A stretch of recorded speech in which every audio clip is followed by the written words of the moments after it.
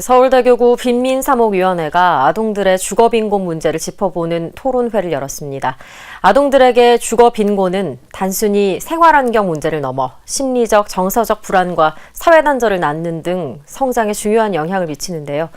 토론회 참가자들은 아동들의 주거권 보장을 정책 우선순위로 세우고 세밀한 배려를 기울여야 한다는데 목소리를 모았습니다. 유은재 기자입니다. 쪽방, 고시원, 여인숙, 비닐하우스, 컨테이너, 옥탑방. 이처럼 최저 주거 기준을 미달하는 비적정 주거에서 생활하는 아동은 약 94만 4천 명. 전체 아동 인구의 9%에 달합니다. 주거 빈곤은 위생 문제뿐만 아니라 성별이 분리되지 않는 공간, 유해한 학습 환경, 범죄 노출, 심리적 불안감 등 다양한 측면의 문제를 동시에 담고 있습니다. 서울대교구 빈민사목위원회가 아동들의 주거권 향상을 위한 사회적 책임을 일깨우기 위해 소리 없는 외침, 아동 주거빈곤을 제목으로 정책 토론회를 열었습니다. 첫 발제자로 나선 한국도시연구소 최은영 박사는 공공임대주택 대부분이 청년과 신혼을 대상으로 하며 최저소득계층 우선 공급의 원칙이 훼손되고 있다며 아동이 빠져버린 정책 사각지대를 지적했습니다. 18세 미만의 자녀와 함께 살아야 돼요. 그러면 이제 조선부모는 안 되는 거잖아요, 대상은. 그래서 취약계층의 이런 주거 업무 처리 지침을 개정을 해야 된다는 거죠. 그래서 요거를 자녀가 아니라 아동으로만 빨리 바꿔주시면 되고. 최 박사는 주거 빈곤 지역의 공원과 놀이터, 도서관, 체육시설 등 공유재를 확대해 건강하고 안전한 지역사회를 만들어야 한다고 제안했습니다. 이어 시흥시청 양민호 팀장은 아동 10명 가운데 7명이 주거빈곤을 겪고 있는 시흥시 정왕 본동의 현황을 보고하고 지자체와 학교, 복지기관 등 관계기관이 함께하는 네트워크 활동을 소개했습니다.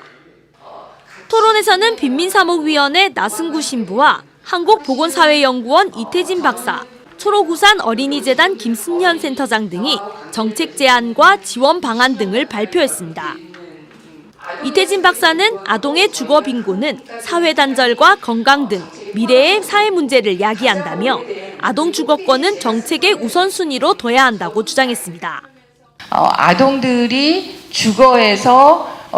그 거주 공간에서 어떤 시간을 어떻게 보내느냐가 되게 중요했었는데, 제가 예전에 빈곤 실태 조사를 할 때 나홀로 아동이라는 문제에서 나홀로 아동이 이런 심리적인 부분에서 상당히 불안감을 많이 느끼고 있었고 아이들하고 단절되어 있는 격도 상당히 많은 것을 느끼면 아이들한테는 정책적인 개입이 상당히 더 중요하고, 지금 이 아동이라는 부분을 정책 대상에 끼어넣기가 아니라 우선순위로 둘 필요가 있지 않을까. 나승구 신부는 프란치스코 교황도 미성년자와 힘없는 이들을 위해 안정된 환경을 조성할 의무가 있다고 강조했다며 사회적 관심을 호소했습니다.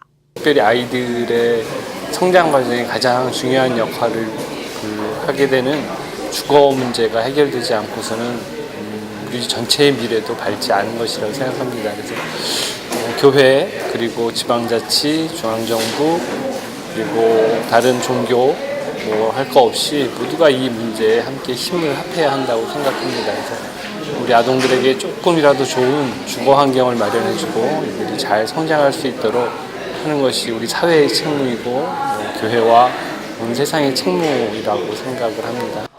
CPBC 유은재입니다.